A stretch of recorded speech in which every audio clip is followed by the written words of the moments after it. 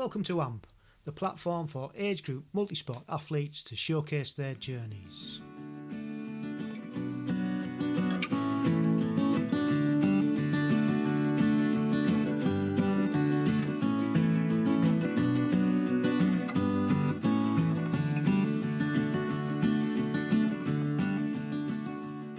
So welcome along to episode 47 of the Age Group Multisport podcast with me, Richard Conway. And on this episode we have age grouper David Bagg. Fascinating story, David's. It's amazing what things that happen in childhood can carry on into adult life, and this was pretty much the case for David.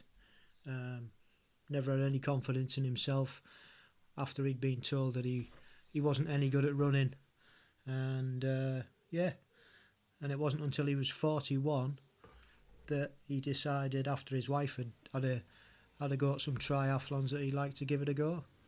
And to be fair, he's never looked back, and he was racing at the weekend at Alton Park and smashed it, first in his age group again, and qualified for the Worlds over in Ibiza next year. So well done, David. Sorry couldn't catch up with you. And that'll be coming up in a bit. And before that, the reason I couldn't catch up with David was I was also racing at Alton Park, sprint duathlon for myself, and it's great to meet up with some of the guests that we've had on. It's the first opportunity that we've actually had, but I couldn't hang about at the end because I crashed on the bike, hit a cone, totally my own fault. I was trying to jump onto the back of a group because I was really struggling on the bike. I'm not going to lie, I found it really tough. Just legs didn't have it. After a good run, just legs didn't have it. So yeah, tried to jump onto this group and didn't see the cone and just hit it, and I don't even know what happened after that, other than I was really, really winded. Found it hard to breathe. Don't know who the guy was that come onto the track. I think he must have been a supporter, and pretty much picked me up off the floor. Made sure I was alright. I think Lisa Gawthorne she was racing also, and I think she'd mentioned on her way around past Karina, who was supporting, that I'd come off and crashed, and she came along and made sure I was okay as well. And I must have had a bit of a bang on the head because I continued and finished the bike leg. In my head I was going to finish the race, but I got into transition and that was it. I just couldn't even stand up once I got off the bike. It was so painful. A big thank you also to the medics in the ambulance for checking me out, and I wasn't the only one who'd come off. Tej Thacker, who I've interviewed previously, he came off as well, but it was a bike incident. So get well soon, Tej. Hope you're healing well and fast, and get back on it and get back out there. So yeah, all in all, not a great day for myself, but can't take it away from the event. It was a great track. It was well organised. The marshals were superb, and we'll probably go and visit it again and give it another crack. And like I said, some of our previous guests were there, and it was great to see them. And looking at the results this morning, they had some cracking results, so I'm just going to run through them now. Episode 6 we had Sarah Harding on, one of the early days, about 2 years ago, and she was first. She came first in her age group, 30 to 34. This is all standard, by the way. This is the standard race, which was on in the afternoon. Karina Kaufman, who I mentioned a bit earlier, who was on episode 17, she also had a win in her 40 to 44s. Episodes 9, Yanni Christodoulou, he came 7th in his age category of 35 to 39. And finally for the standard, Mark Shepherd finished, who was on episode 21, 4th in his age group of 50 to 54. So well done, guys, finishing that standard. some great results there. Hope you're all happy with them and you're all fitting well and not suffering too much today. So yeah, good set of standard results there. And then in the sprint, episode 28, Stuart Fisher, he finished second in his age group, 35 to 39. And Lisa Gawthorne, who I mentioned a bit earlier, on episode 36, another winner, 40 to 44. Episodes 25, Andy Biggs, he finished 11th in his 55 to 59 category. And finally, Christine Dove, who was on episode 12, she finished 8th, 55 to 59 age group. So some great performances, and it was really good to see some of them in the flesh. Like I said, I'm really sorry I couldn't hang around for the standard, but I just wanted to get home, to be honest. Mrs. C had to drive all the way home. She's not used to driving the van, but she did a sterling job and she's looking after me a treat. So yeah. So that's that. That was a roundup of Oulton Park.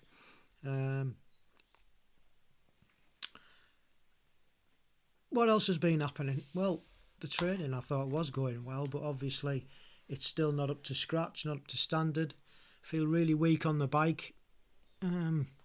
Those little hills on Oulton Park, I really struggle getting up. And I just couldn't get onto a group, so gonna have to once I get rested up and get over these bruised ribs and muscle damage on my back, gonna have to get back on it. We will not be defeated. We will carry on, and well, we just love doing it, don't we? So it was nice to see Jess Lamont taking part in the 70.3 over in Lanzarote, and she finished third, which was a great result. I hope she's happy with that. We also finished watching the last Every Second Counts episode, which is over on YouTube. Series about the Super League, as I've mentioned previously. 4-parter, really good. That'll do for this episode. Back's giving me some jip, so I'm going to finish it there. Time for the main event. And hope you enjoyed David's story. I really enjoyed chatting to him. And it was nice to see, like I said, him get a nice result yesterday. All his hard work's paying off yet again. And I'll see you on the other side. Hello, Rich. Good evening, David. How are you? I'm good, thanks. You? I'm very well, thank you. Thank you for agreeing to do this. Much appreciated. Well, thanks for having me on. How's things? And where do we find you in the world? Yeah, pretty good. I've sort of been training hard because it's the GB Age Group Championship next weekend. So just finished a big block of training, and so recovery week now. Right, is that the one in Oulton Park? Yeah. I'm doing the standard. Right. So, but everything's gone to plan, and you're looking forward to it. Yes, it has, except that yesterday I did the park run, and about half a kilometre from the 500 metres for the end, I pulled my calf a little bit. Oh. But it feels all right today, so hopefully a bit of massaging and everything will be all right. Ice, plenty of ice. Yeah, exactly. Yeah. Oh well. Hopefully it'll heal for you, and you'll get the race. Yeah. You'll get the race you want. Yeah. Fingers crossed. Yeah. So whereabouts in the world are you? I'm down in Kent, Tunbridge, near to Tunbridge Wells in Kent. Right. Okay. So a bit of a schlep to get up to Oulton Park next weekend. You're stopping over the night before? Yeah, I got some friends who live in Ellesmere, which is not that far away. It's about 45 minutes away. So I haven't seen them for a good 3 years. So I'll go stay with them. So if you want to start off by just introducing yourself and giving us a little bit of background about your sporting history as a kid growing up into multi-sport. Oh no, yeah, thanks. So I'm 50. What am I this year? 56. Yeah, 56 this year. I actually don't really have much of a sporting background. I didn't really get into. I did my first triathlon at the age of 41, and I've pretty much done no sport. Not pretty much. Did no sport until the age of 41. Right. I was one of those scrawny, skinny kids at school who didn't like sport and was picked last. You know, we focused in our school. I don't remember us doing much running. We ended up just doing lots of ball sports, and you know, which I wasn't very good at. And I've got a little story that I've told a few times, but it's probably worth recounting. But we didn't, you know, skinny kids are often quite good at cross country, aren't they? And we didn't really do cross country. We did it once, and I did quite well, even though I was unfit because, you know, I didn't do much sport. And I thought, oh yeah, maybe running's for me.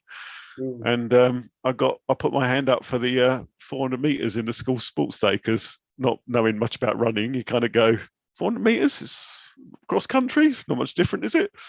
Okay, I came last. And my schoolmate said, "You're rubbish. We never knew we shouldn't have picked you. You let us down." And I basically didn't run again until I was 41 years old. Wow. I was like, fear of being on a, you know, that really stuck with me. I mean, it's a school sport, so I don't have some happy days about, you know, a lot of it's what I've been doing since has been trying to prove them wrong. Yeah, well, you've certainly done that by all accounts from what I've been reading about you, and it's amazing, isn't it, how something like that at a young age can just completely change how you view things. Oh yeah, I mean exactly. I mean I just kind of went, oh, I'm obviously not sporty, so it's not for me, so I won't do anything. You know, I kind of rode my bike a little bit, but I didn't do anything, and it was really only until when my wife entered a triathlon, and I went to see it, you know, like the age of 40, and she did, you know, and I saw that.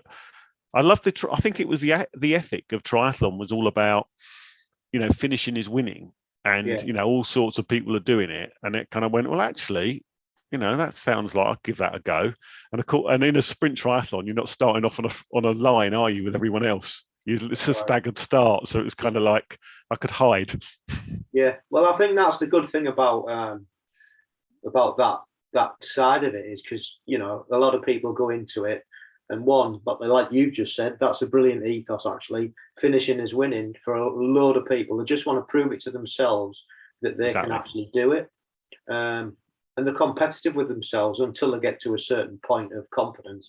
And I think that's the beauty of it, because you just, like you said, you see loads of different people having a go, don't you? No, exactly. And you know, when you do it, and when you give your first one, you kind of gives you a bit of a bug, but you're still not racing other people, are you? I mean, the first couple of years, it was all about just me improving and seeing if I could just do better. Yeah. And it wasn't really until about 2 or 3 years in that I kind of went, well, you know, shall I kick on the, you know, next stage? It was just always about my own results. Yeah. So how did it? So after you watched your wife, how did that develop? Did you think, well, I'm going to have a go myself, or did you both decided to train together as a couple, or how did it develop? yeah. Well, that didn't go very well. So we both decided to, as I said, we'll both enter the Sevenoaks Triathlon the next year. So we did a bit of training together, a little bit, but I think it was a bit sort of put off that I kind of got quite, especially on the running, I kind of got quite competent quite quickly. So we didn't really train much. And of course we had young kids at the time, so it kind of worked out quite well that she'd go riding and Saturday while I looked after the kids, and Sunday, and vice versa, and she'd look up, you know, and I'd go out on Sundays. So it kind of worked out quite well. And did you join a club or anything? It took me a while. I did join. Well, what happened is there's a friend of mine, Eric. Well, he's a friend now because he approached me at a triathlon once and said, "Oh, I'm thinking of starting a triathlon club in Tunbridge Wells." So Eric Perrier started Tunbridge Wells Triathlon Club, and I was probably about member number 3 or something. So I am now a lifetime honorary member because I joined the triathlon, the nascent Tunbridge Wells Triathlon Club as member number 3. Excellent. I'm also a member of. I do a lot of cycling, so I'm a member of South Burren District Wheelers Cycling Club as well. So I do pretty much all my cycling with them, and I occasionally go out with a tri club. Yeah. I just don't like swimming. They just do loads of swimming, and I don't like swimming. Hence a lot of duathlons. Exactly. Yeah. Well, I'm just so rubbish at swimming. Yeah, as I always say, you know, you got to play to your strengths, and you know, everybody has a strength and a weakness, and that's the beauty of multi-sport, is there's something for everybody, isn't it? Aquabike, aquathon, you know. Oh, exactly. Yeah. and it's really good, isn't it? Is that you can go, well, just as you say, focus on your strength. And it's funny, isn't it? There's always different people who are sort of like, oh, it's like I can't get over. Well, people go, surely you don't like to swim, but there's obviously a lot of people who go, oh, I can't stand the run, And there's a few of them that go, yeah. And some people have never been on a bike before as well, Yeah, true. Yeah. So how did it develop then? So you did you watched your wife, you did your first triathlon, signed up for it. How did that go? It went quite well. I kind of had a 2-hour target. So the Sevenoaks Triathlon is was it 400-meter pool swim, and then it's a 20-ish, 20 something over hilly bike ride. But then it's quite a long run. It's an 8K hilly run, and which I think probably played to my strengths. And I came in under 2 hours, and I was like quite elated, really. And I was riding a mate's bike. It was about 2 sizes too small for me as well. So so then I decided to, and I'd done all my training on a mountain bike, so there was quite a lot of advantage to be had. So after that, a lot of it was after that I went, well, I did that on a bike that was too small, and and maybe I can do another one on a decent bike. So I bought a bike, and and it was just a road bike, and then you get a bit better, and then it was like I was still taking my still putting t-shirt on and lacing up my shoes in transition, and then it became get lace up shoes, and then get a tri suit, and all those little bits. Kind of I quite liked adding a little bit at a time, when you get it all, get all the kit at once, it was quite nice rather than doing that. It's just do little bits at a time. Yeah, because as well as that, it's quite an expensive thing to do, isn't it? And if you've got family and stuff, you can't afford all the kit straight away. That's true. Tri suits themselves aren't cheap, are they? It's just. No, I know. Yeah. My son. I've wrecked a few of those as well. Yeah. Yeah, well, my son's just.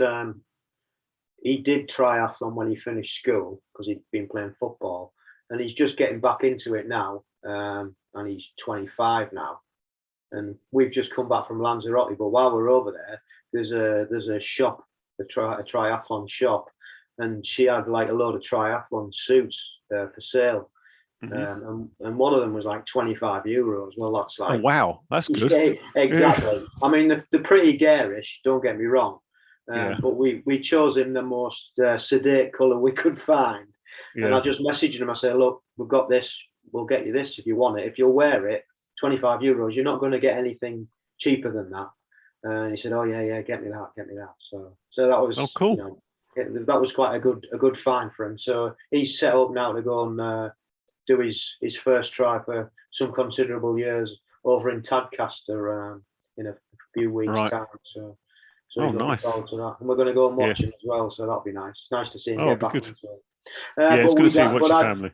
Yeah. So I digress. Yeah, kit is it's really expensive, or it can be, and obviously the more proficient we get, the more expensive it becomes. Well, no, exactly. Yeah. So I mean, I did do it slowly. Try bars and that. It was quite a while before I got to a TT bike, but that was only really when I started to kind of look on to sort of progressing up to, seeing if I could qualify. Yeah. So how many triathlons had you done, or multi-sport events had you done before you actually got to qualify, and how did you find out about the age group? So I think it was what is it? So it would have been about so I think it was it would have been about 6 years, I think it was. So I was doing 6 years of triathlon and a bit of duathlon, and I was doing about, I don't know, 3-4 a year, so quite a lot, I guess. I'd have been about 30 odd triathlons, and I'd done I think it was, I don't do it anymore. Remember the Dam Buster duathlon? Yes. In Rutland Water. Yeah. I just love that. It's pretty tough. Yeah. And I think I'd done it 1 year, and then the next year it was a GB qualifier, and I'd already entered it, and I thought, well, yeah, pay my 10 quid. See if, who knows? Nothing to lose, have you? Exactly. And I came about, I don't know, 5th or something, or 7th in my age group, but there were a few people who hadn't registered to qualify, and there was an Irish guy and things like that. So it was, I was actually sort of like managed to qualify through that. But again, I felt that I think it was a roll down, it was like, oh, it's a roll down. So I wasn't sure whether I should go. But then I remember speaking to Sarah. It was like one of those things, when you it was all the way in Ottawa. It was a long way away. Yeah. Cost a lot of money. Yeah. And but it was kind of one of those things. It was like I didn't want to be that could have done, should have done. You know what I mean? When you sort of like looking back when you're old, going, you know what, I could have done that. So we decided I'd go, and unfortunately, it meant that we didn't have a family holiday abroad that year because, as my son said, Dad took all the money to go to Canada. Yeah, and again, that's another occasion of it not being cheap, is it? And you've got to sacrifice other things, and when you've got a family and stuff, it's like, yeah. Yeah, Sarah was very good about that. About we would. She realised it was a sort of like a once in a lifetime. Well, at that time, I thought it was a once in a lifetime. You never know, do you? So you don't? No, absolutely not. Yeah. So that was your first foray into age group. But how did you find out about it? I can't remember really. I think it probably was just the fact that Alton, because I'd signed up for Dan Buster, and when you go onto the site, it says, "Oh, this is the GB qualifier." Right. Yeah. So I'll see. Yeah, I think it was probably that. Yeah. But it turned out well. So what happened next? What was the race like? That was when you got there. It went really well. It went much better than I thought, because I just went. I think like a lot of people who do these first time, you get in, you go. I mean, my own objective is I don't want to come last. And it was I just want to race to my best ability, and I want to finish. I don't want to have any of these, I was just petrified of having a puncher or a mechanical, going all that way and spending all that money, and family not having a holiday for me to crash out or something. But it went really well. I did like 10. It's funny. It's happened a few times when I've done runs at races, and it's just like I did a run that I'd never done before. A pace of I think I did like 36-minute 10K, and it was like, oh God, I've never done anything close to that. Yeah. And I think I finished the run in second position in my age group. Did the headless chicken bit about couldn't find my bike in transition. Rookie error. Lost a couple of places, but then I think I was kind of fairly conservative on the bike because I was quite kind of worried about like potholes and things. And but yeah, still I came 7th overall. So I was well done. Yeah, that's really good. And I always say to people, my claim to fame, James Cracknell, the Olympic multi-medalist. Yeah, he was there that year, and and my time was quicker than his, so I feel. Oh well, there you go. Yeah. That is a great claim to fame. Yeah. Not many people go. I don't, beating an Olympic gold medalist. Okay, it wasn't a rowing, but yeah. Still, he was a professional athlete, wasn't he? So there you go. Yeah. Well done. So what happened next then? What was after you'd come back from there? Obviously, that spurred you on to qualify for more, did it? Yeah, it did. Yeah, I wanted to qualify for more, so I think I went to. What would it have been? I think I left it a couple of years because I was always conscious of, when you get to this age in life, you kind of want to be at the young end of your age group, don't you? And and it was quite pricey, so I think I did. 2016, my next best results was I did a couple of GB championships. I have a history of making, I'm quite well known in a cycling club for making stupid mistakes. So true to form, I did an extra lap at a couple of races and things like that. But in 2016, I got GB. I think that was my best year until last year. GB bronze, European bronze, and I agonizingly got 4th at the Worlds. Yeah, kind of like. That's not a bad year, though, is it? Really? Yeah, it was. Yeah, exactly. It was a good year. I just I do remember though. I still kind of look back a little bit. It was there was I think I caught up with a Spanish guy who was in 3rd place in the Worlds, and then he drafted me for the last 5K and wasn't cool. And then he was quicker runner than me and beat me by about 20 or 30 seconds. But hey ho. It's a sickener though, isn't it? Yeah. Yeah. So after that successful year, what was on the cards next? So I went to where was it next? So I'll just look at my notes. Oh yeah, so I think I did Pontevedra as well. That was it. I've got them a little bit out of order. I missed out one. I was doing sprint before that. So I was doing sprint duathlon mostly, and then I went to Pontevedra to do the sprint, and I think I came in about ninth. But it was like, when it's sprint, it's really tight. So Yeah. although I was ninth, I was only about 30 seconds off the third, because it's very, very tight. And then the following year, that was when they changed it to draft legal. Yeah. And I kind of realised that, when this draft legal, it's, as far as I'm concerned, it becomes a running race. And if you're quite, I'm fairly even on both. So it was like, well, I'm not going to, I tried a couple of draft legal sprints, but I was getting left behind on the run every time. So right. I switched to standard, and that was it. Yeah, that was the standard in 2016. And then I went to Canada again in 2017. And that was an absolutely gutted on that race again, because again I had a really, really good run, one of my best runs for years, in again about sort of 36 minutes, and then I settled onto the bike quite well. My seat post slipped down because I'd kind of like trying to get it out to put it in the bike box. Yeah. It was really tough, and so I kind of greased it a little bit, and then of course it kept slipping down. No matter what I could do to clean it off, so my seat post slipped, which probably didn't help.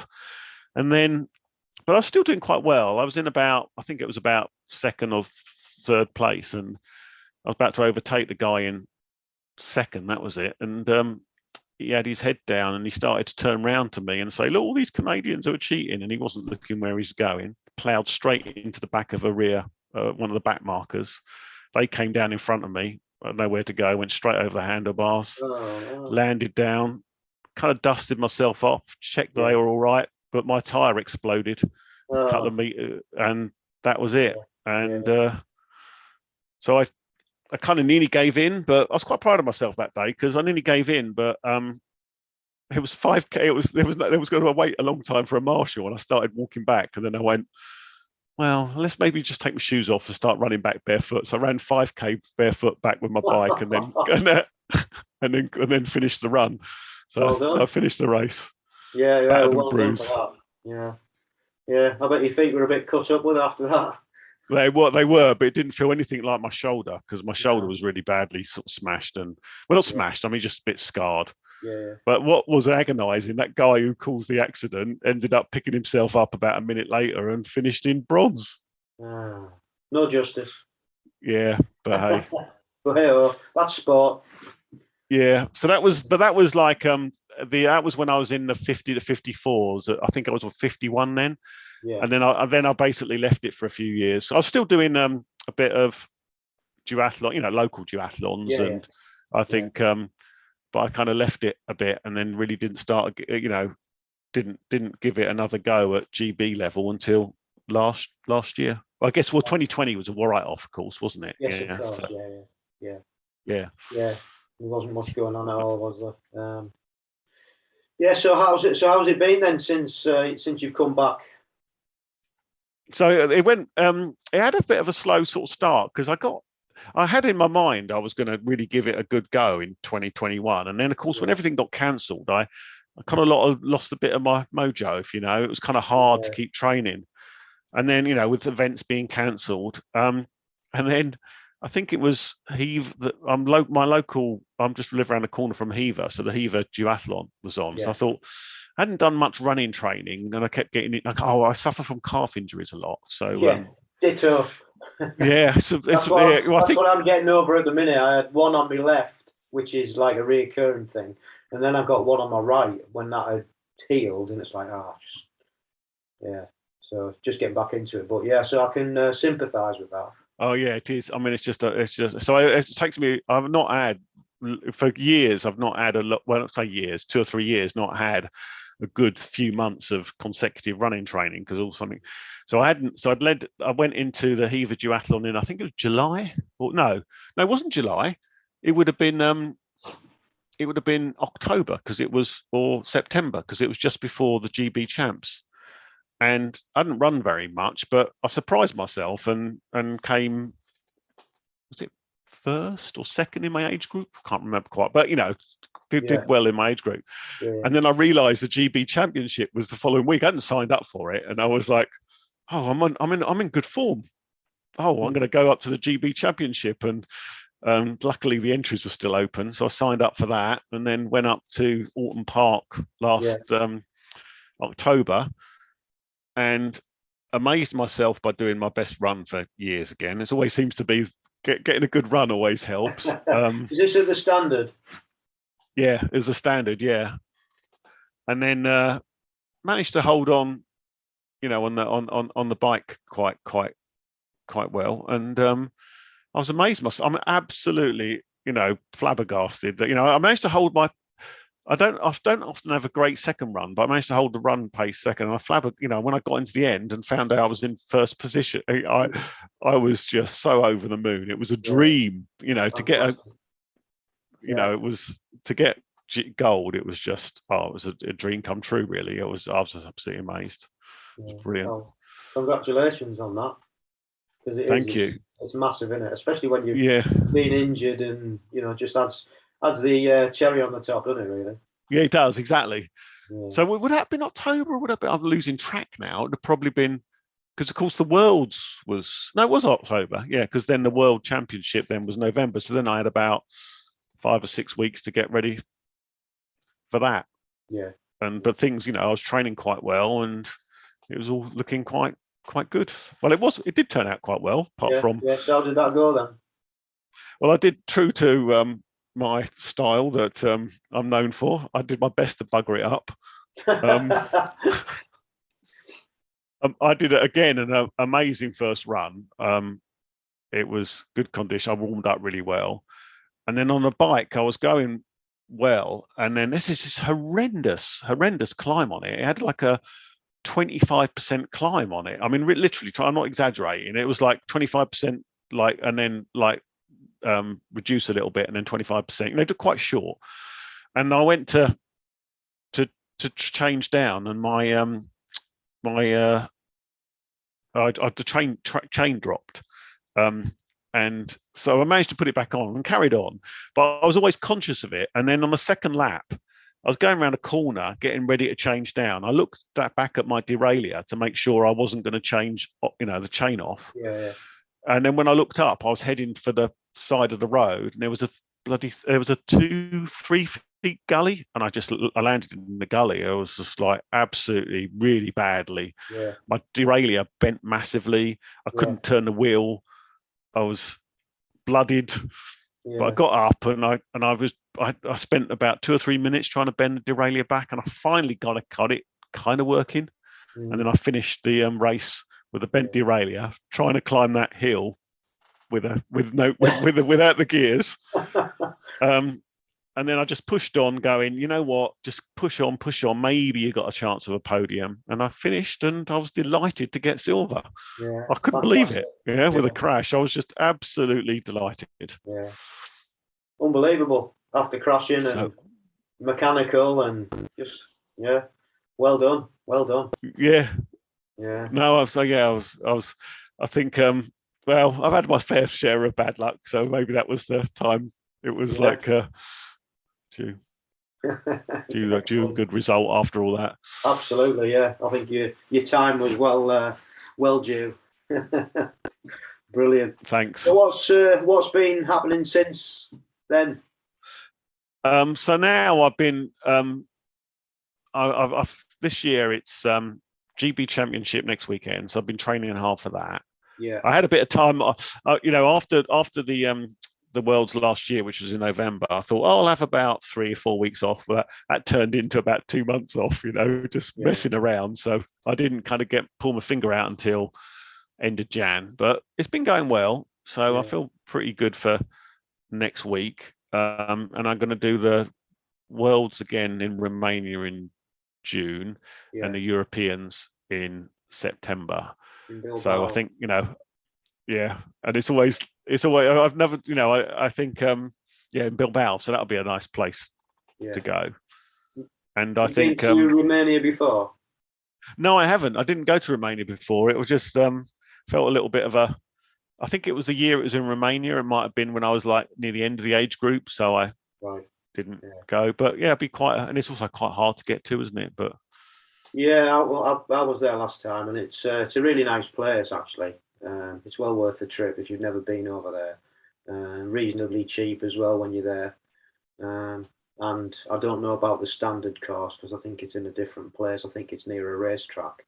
It is, yeah. Yeah, and a couple of my teammates they raced the standard, and I did the sprint, which was in Targu itself, and that was a nice. Oh, I bet that was lovely, wasn't it? It Around was. the town, yeah. Yeah, it was because you had like people cheering you all the way around because the run was just laps of the centre of the town, and the bike was just out and back again, centre of town. So it was really, really good. But yeah, I think you really enjoy it.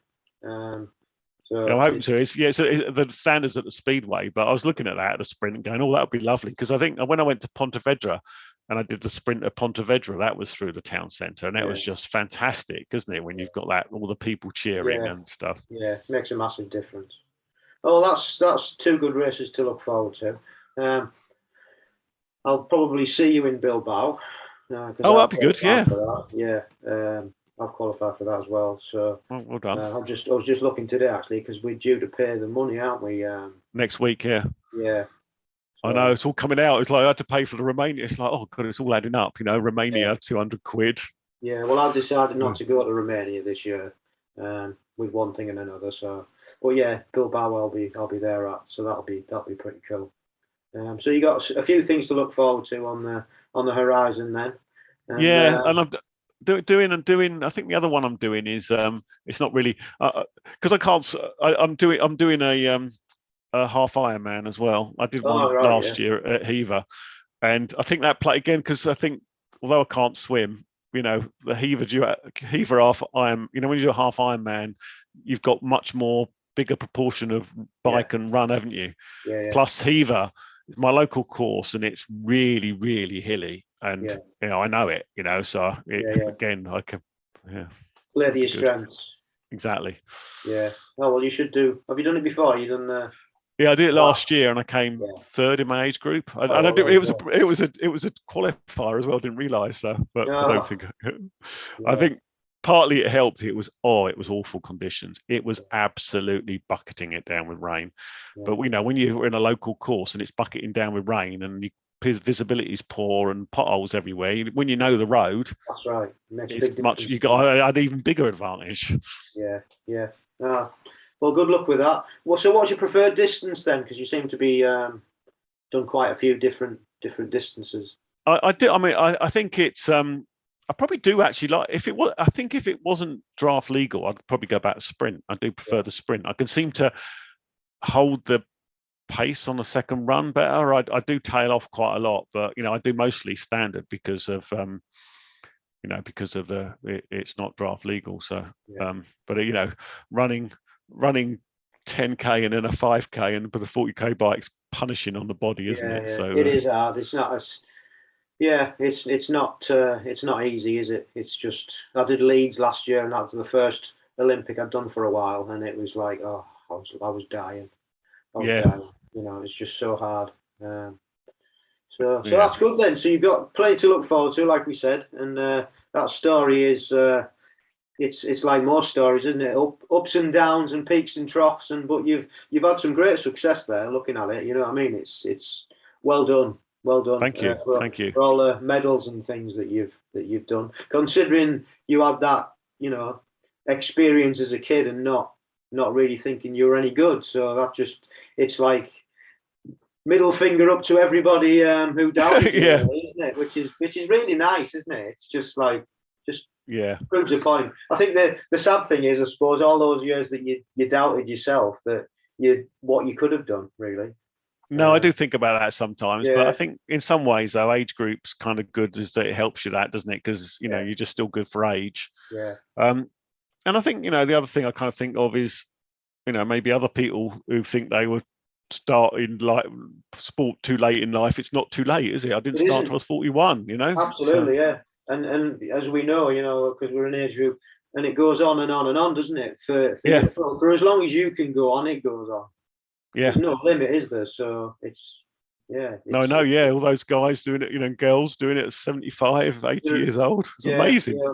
They are. I mean, there's a guy in our club, and he's 75, and he's just amazing. Wow. You know, you just look up to them and you think, and he's represented GB before several times, and it's just like, yeah, I want to be like you when I'm your age, you know. Yeah. That's what I say. We got a guy he's not a triathlete, but he's a cyclist now club, and he's about 75. And I always say that as well. It's like, God, I'd love to be able to do what you do when I'm 75. It's just so inspiring, aren't they? Yeah. Well, that's great. That's like I say, great story. So we'll move on to the quick fire questions that I always ask. And I guess, are you coached? That was the other thing I was going to ask you. Are you coached, or do you just self-coach? I'm completely self-coached. I read quite a lot of books. I read the sort of Joe Friel and type books, and I just self-coached. Never had any coaching. And do you design your own plan each year, or how does that go? Yeah, I mean, I used to be quite meticulous about designing my plan, using Joe Friel's book.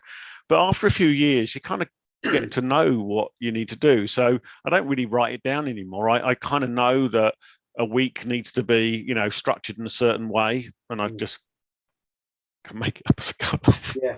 Well, I think you've got to fit it in around your lifestyle as well, haven't you? That's the true. thing. Yeah. Yeah. I mean, I was like you. I was exactly the same. I just winged it. Never had a coach, other than like, because I'm in a team, in a tri club. Other than going at certain sessions where there are coaches, but they're not like showing you or teaching you. Or, you know what I mean? They're just putting sessions on, and so I was like you. I haven't got any coaches or plans. I've just done them myself. Well done. And well, I've not had anywhere near your success, so don't give us too. Well, much you're going to the Europeans and the world. That's a win in my book. But what I was going to say is, I've just had a guy on who wrote the Hit Science book, Paul Larson. Oh, right. And he set up an Athletica AI, it's called, and it's basically a plan where you put all your details in, and this program will set you. So say you're going to do an Olympic standard distance, and you put in all your details, you do a test week, and then it works out whatever period you've got left. Say it's 12 weeks to your race, it works out 12 weeks plan for you at your level and what you're capable of doing, and it builds it up. And it's quite fascinating, actually, just to watch how it goes, and it alters and things. So I've been using that. That's and I quite don't know cool. whether it is really cool. And I don't know whether you've listened to, I've started another spin-off to the Age Group Multisport podcast, and it's called the AMP Next Gen, and we're following three guys who are trying to qualify next year. Interesting. Yeah. So I mentioned it to one of the girls because she's like totally new to it all, and she's got a background as a swimmer. And I mentioned it to her, and she's had a look at it, and she's sort of like, because I think they were given like a 7-day free trial or something to just have a look at it, and I think she was quite impressed by it. But it's a good bit of kit. But going back to your, you were talking, I was saying to you about how we are coached or whatever, and you've mentioned you'd read lots of books and things. So what things would you recommend for people who, the things that you use, like websites or books or things? What are your favourite go-to? So my favourite things are pretty much, although I've bought a lot of books. The one that I always go to is Joe Friel's Triathlon Training Bible. Yeah. And Cycling Training Bible. And also he's done another one, Fast After 50. Yeah, I've got that. That's good, isn't it? Yeah. So well, they're pretty much my Bibles. Yeah, they're really good. Fast After 50 was, for us guys, it's food for thought, isn't it? Yeah, it's exactly. I learned quite a lot from that. And then the other thing I found quite recently, so obviously I put all my rides on Strava and stuff, and I look at my power data and things like that.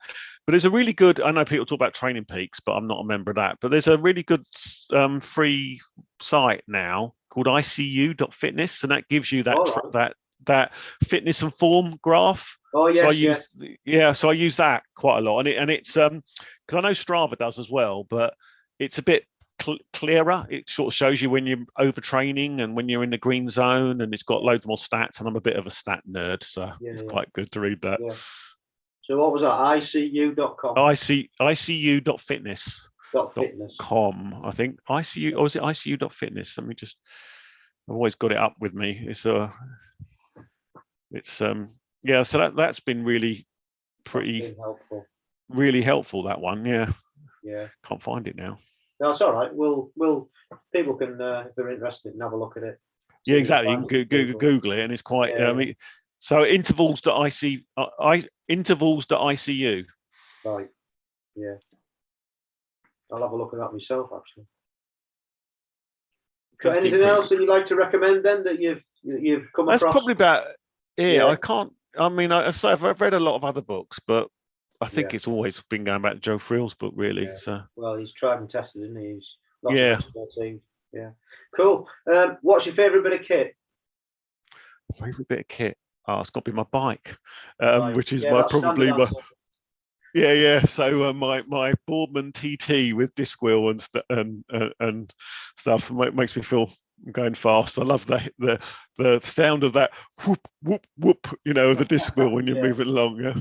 No, I got it. There was a mate of mine who was selling his secondhand who hadn't ridden it very much. I got quite a good deal on it. I don't think I've ever bought a new TT bike. I'm on my third secondhand TT bike. Just keep upgrading all the time. That's the thing. People buy these things and don't get on with them, and there's always like kit for sale, isn't there? Yeah. That's a good thing. Yeah. You can always get some decent stuff secondhand. Cool.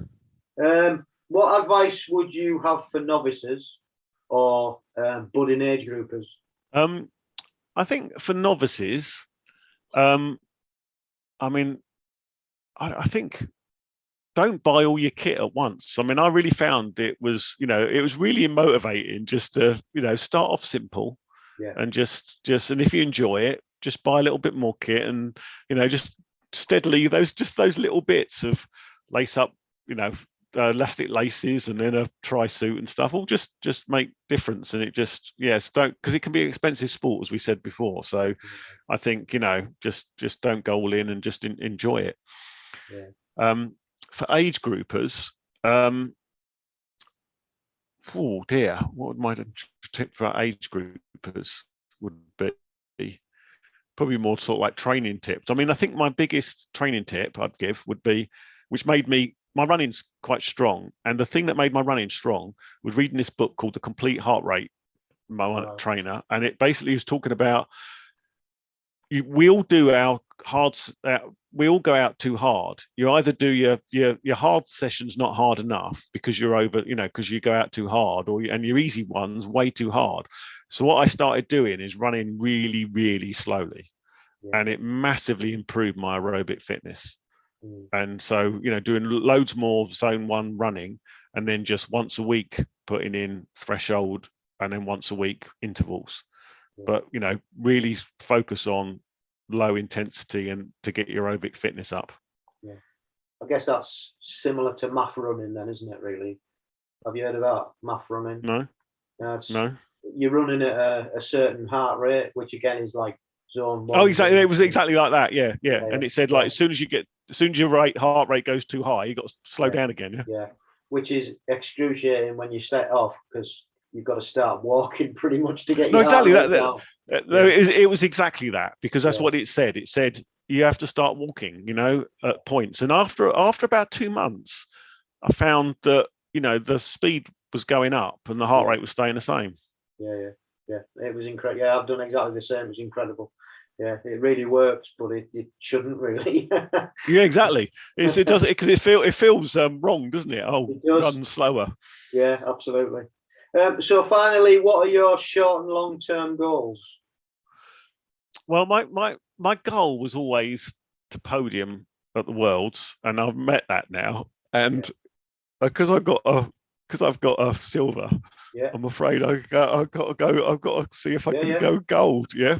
So it's gold is probably my short and long term goal. I don't think I can go any really further than that, really. So because I got to a silver, I'd love to get. I guess I'd like to go one better at the at least one better at the Europeans. I've got a bronze at Europeans, so this year a silver or a gold at Europeans will be great. 2 goals then. That's what we're after. Well, yeah, and then I guess a really short-term aim next week is see if I can hold on to my gold at, which is going to be tough, but we'll see. I'm sure you'll give it your best shot. So well, it's been lovely to speak to you, David. and hopefully we can meet up next weekend. No, that'd be great. That would be That'd great. really Yeah. nice. Yeah. And hopefully bump into Andy as well. Yeah. Yeah. Is there anything else you'd like to add, or? I don't think so. I think we covered quite a lot. It was really good. And it was really enjoyable speaking to you, Rich. Thanks. On you, mate. Yeah. Thanks, We'll Rich. see you next weekend. Take care. And you. Cheers. Cheers. Bye. Bye. Well, thanks again, David, for agreeing to come on the show and sharing your story. Really enjoyed it.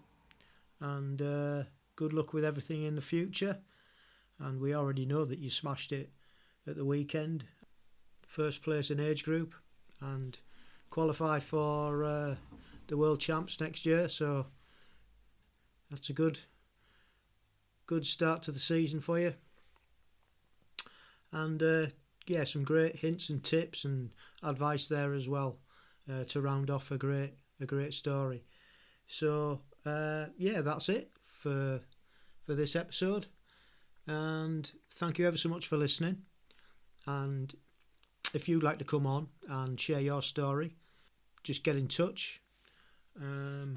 We're always looking for guests, or if you know anybody that has a great story, just tell them to drop us a message on Instagram. They can find us at amp_1967 or Facebook at ampgb. DM us. Alternatively, you can get in touch by email at agegroupmultisportpodcast@gmail.com.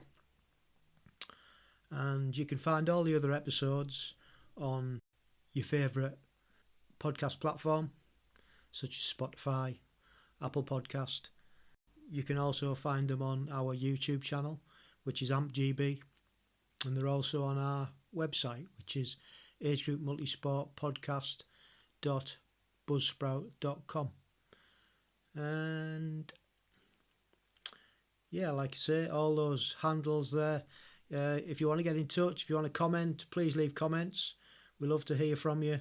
And you can find us also on Twitter at Age Group Multisport Podcast. And just if you're a first time listener and you haven't heard our podcast before, you can go back and listen to all the other 40 odd podcasts that we've done. Some great stories. Well, they're all great stories from all walks of life. And I'm sure you'll enjoy them and get something out of them. So until next time, I hope you have a good fortnight and your training's going well and you're keeping fit. And just remember, stay safe, keep training and love the process.